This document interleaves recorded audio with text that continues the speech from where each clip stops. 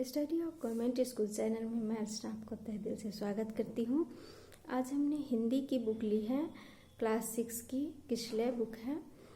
कविता है चिड़िया शीर्षक।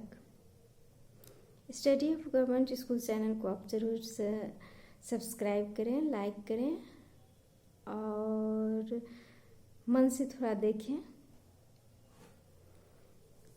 चिड़िया शीर्षक कविता है, तो इसको हम देखते हैं। इसके लेखक हैं प्रेमचंद। हाँ, ये नहीं, प्रेमचंद्र नहीं, sorry, RC Prasad Singh. People की ऊंची डाली पर बैठी चिड़िया गाती है, तुम्हें ज्ञात अपनी बोली में क्या संदेश सुनाती है। चिड़िया बैठी प्रेम प्रीति की रीति हमें सिखलाती है, वह जग के बंदी मानव को मुक्ति मंत्र बतलाती है। वन जितने पक्षी हैं, खंजन कपोत चातक कोकिल काक हंस शुक आदि वास करते सब आपस में हिलमिल।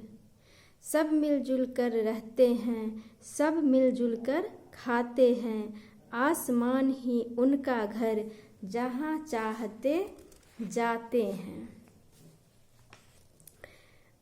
उनके मन में लोभ नहीं है, पाप नहीं, परवाह नहीं, जग का सारा माल हड़प कर जीवन की भी चाह नहीं। जो मिलता है अपने श्रम से उतना भर ले लेते हैं, बच जाता तो औरों के हित उसे छोड़ वे देते हैं। सीमाहीन गगन में उड़ते निर्भय विचरण करते हैं, नहीं कमाई से औरों की अपना घर वे भरते हैं। वे कहते हैं मानव सीखो तुम हमसे जीना जग में, हम स्वच्छंद और क्यों तुमने डाली है बेरी पग में। पीपल की डाली पर चिड़िया यही सुनाने आती है, बैठ घड़ी भर हमें चकित कर गाकर फिर उड़ जाती है। कविता में चिड़िया द्वारा जो संदेश दिया जा रहा है उसको कवि महोदय ने हमें समझाने की कोशिश की है। तो ये चिड़िया कविता के माध्यम से कवि आरसी प्रसाद सिंह महोदय ने मानवों के मध्य हमारे सारी मानव के अंदर जो दुर्भावनाएं हैं, दुर्गुण हैं, उसको त्यागने की बातें रखी हैं। मानव जो है वो बहुत संवेदनशील प्राणी है। उसके अंदर एक बहुत ज़्यादा गुण होता है कि वो वर्तमान में तो रखता है और फ्यूचर के लिए भी वो सोचता है कि क्या संजोग के रख लें। इस प्रकार उनकी प्रकृति होती है।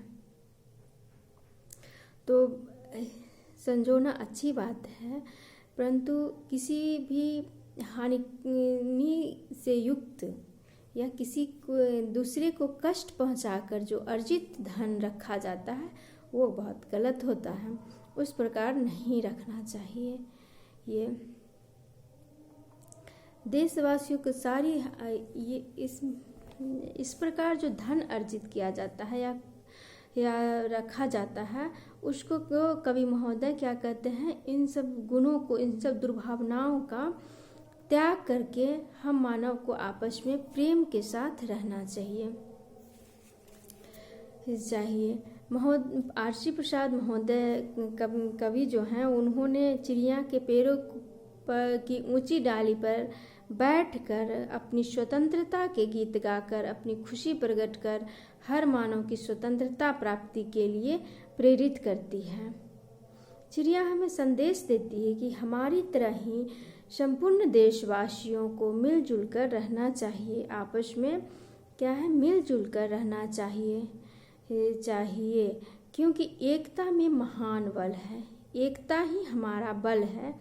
और बहुत से स्वार्थ सिद्धि के कारण ही कोई किसी का शोषण करता है। स्वार्थ सिद्धि की जो भावना होती है वह हमारे अंदर शोषण भरा व्यवहार करने को मजबूर करता है और इसी शोषण या स्वार्थ के कारण हम एक दूसरे को परेशान करने लगते हैं और हमारे बीच संघर्ष की भावना उपज जाती है। हम आपस में एक दूसरे से संघर्ष करने लगते हैं। वन में एक साथ खंजन, कबूतर, पपीहा, चातक जिसको हम बोलते हैं, कोयल, कौवा, तोते आदि रहते हैं। लेकिन वन में देखिएगा कि सब चिड़िया आपस में एक ही जगह रहते हैं, थोड़ी थोड़ी दूरी पर रहते हैं लेकिन एक ही जगह रहते हैं, लेकिन उनमें वैमनस्य की भावना नहीं होती। वो सब सद्भावना के साथ एक दूसरे के साथ रहते हैं। उन्हें किसी प्रकार की परवाह नहीं होती, किसी प्रकार की चिंताएं नहीं होती, क्योंकि उनके अंदर लोभ लालच नहीं है। वह स्वतंत्र स्वच्छंद रूप से खुली आकाशों में, गगन में विचरण करते हैं, घूमते हैं। कभी हमें भी चिड़िया की भांति रहने की, स्वतंत्र और स्वच्छंद मन से रहने की सलाह देते हैं। कवि महोदय का कहना है कि जब चिड़िया जैसे विवेकहीन, कम बुद्धि वाला जंतु किसी के साथ अन्याय नहीं करता, तो मानव जैसे मानव चेतनशील प्राणी है वह ईर्ष्या द्वेष की भावनाओं से क्यों दब जाता है, क्यों उस आग में अपने को झोंक देता है, क्यों उस आग में खुद को जल करके पीड़ा पहुंचाता है। कवि को मानव की इस व्यवहार से अब बहुत ही आश्चर्य हो रहा है, इसलिए वह हमें स्वच्छंद जीवन, स्वतंत्र जीवन जीने को प्रेरित कर रहे हैं, संदेश पहुंचा रहे हैं हम तक। पराधीनता के बंधन को तोड़ने के लिए संगठित होकर मुक्त कंठ से एकता के गीत गाने की सलाह देते हैं। अब आपका कुछ प्रश्न होगा इसमें। सब मिलजुल कर रहते हैं, सब मिलजुल कर खाते हैं, आसमान ही उनका घर, जहाँ चाहते जाते हैं। तो चिड़िया के माध्यम से कवि महोदय ने क्या कहा है कि मानव को पक्षियों के समान क्या है, मिलजुल कर रहना चाहिए। उनके साथ प्रेम पूर्ण व्यवहार आपस में हमें करनी चाहिए। किसी से घृणा, द्वेष, ईर्ष्या नहीं करना चाहिए। ये हमें अपने स्वार्थ सिद्धि के लिए किसी भी प्रकार की किसी को हानि न पहुंचाना चाहिए, शोषण भरा व्यवहार न करना चाहिए। ये इन सभी जो भी अमानवीय गुण है, ईर्ष्या, द्वेष, शोषण आदि जो मानव की दुष्प्रवृत्तियां हैं, उन्हें त्याग कर हमें सद्भावना, बंधुत्व की भावना से आपस में रहना चाहिए। जो मिलता है जो मिलता है अपने श्रम से, उतना भर ले लेते हैं, बच जाता तो औरों के हित उसे छोड़वे देते हैं। तो प्रस्तुत पंक्तियों के माध्यम से आर्षि प्रसाद सिंह जी ने क्या कहा है कि व्यक्ति को, हम मानव को ईमानदारी एवं परिश्रम की से आवश्यकता, जरूरत की पूर्ति करनी चाहिए। कभी भी अनैतिक ढंग से, अनैतिक तरीकों से धन का संचय करने की कोशिश भी नहीं करनी चाहिए।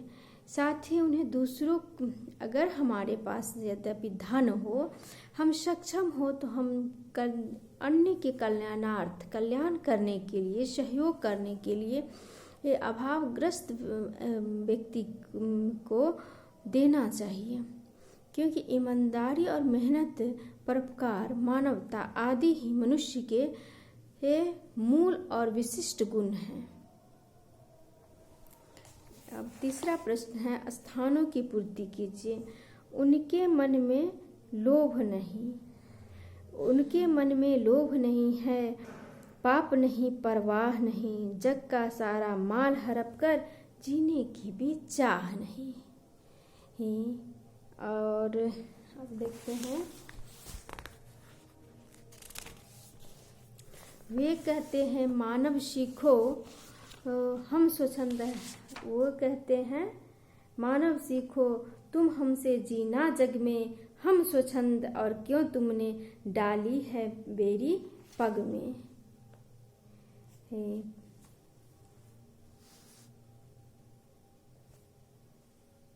अब ये जो है आगे आपको कविता को पूरा करना है, तो आप अपने कविता को देखते हुए इस लाइन को पूरा कर सकते हैं।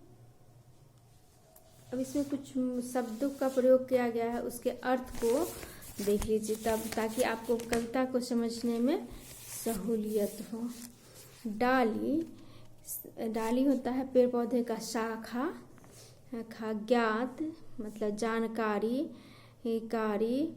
विचरण मतलब होता है घूमना फिरना। धन मतलब होता है कमाई, अर्थ। स्वच्छंद मतलब है स्वतंत्र। बेरी मतलब है जंजीर। पग मतलब है पैर। चकित मतलब है विस्मित आश्चर्यजनक। मुक्ति मंत्र स्वतंत्रता की सीख। मुक्ति मंत्र का यहाँ मतलब है स्वतंत्रता की सीख। कपोल मतलब है कबूतर। कोकिल माने कोयल। काक माने कौवा। शुक माने तोता। वास मतलब निवास। रीति मतलब है परंपरा, परंपरा। जग मतलब संसार। बंदी मतलब पराधीन। शाखा डाली। तो आप इसमें से मूल शब्दों को भी जान गए हैं। अब आपको कविता का अर्थ समझने में, भावार्थ समझने में मेरे ख्याल से बहुत ही आसानी होगी।